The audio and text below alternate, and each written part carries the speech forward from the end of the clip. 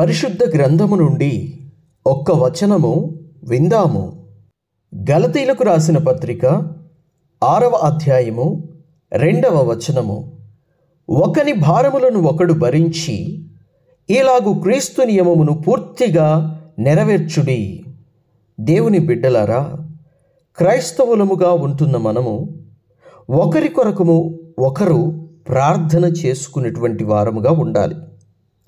నీ సహోదరుడు భారము భరిస్తున్నాడు అని నీకు తెలిసినప్పుడు నీ సహోదరుని యొక్క భారములో నీవు కూడా పాలు పంచుకొని ఆ భారాన్ని నీవు కూడా భరించడము ఇది క్రీస్తు యొక్క నియమము.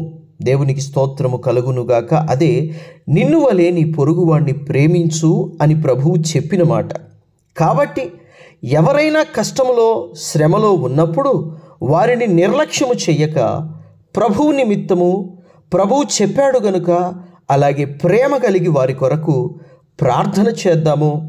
భారములో పాలు పంచుకుందాము, కష్టములో పాలు పంచుకుందాము, అండగా చేదోడు వాదోడుగా నిలబడదాము. ప్రభువు యొక్క ప్రేమను, క్రీస్తు యొక్క ప్రేమను క్రియలలో మనము చూపిద్దాము. ఒట్టి మాటలు కాదు కానీ ఒట్టి మాటలు కట్టిపెట్టి గట్టి మేలు తలపెట్టుము అని ఒక మహానుభావుడు చెప్పిన రీతిగా మనము క్రీస్తు చెప్పినట్టుగానే క్రీస్తు నియమములను పాటిద్దాము.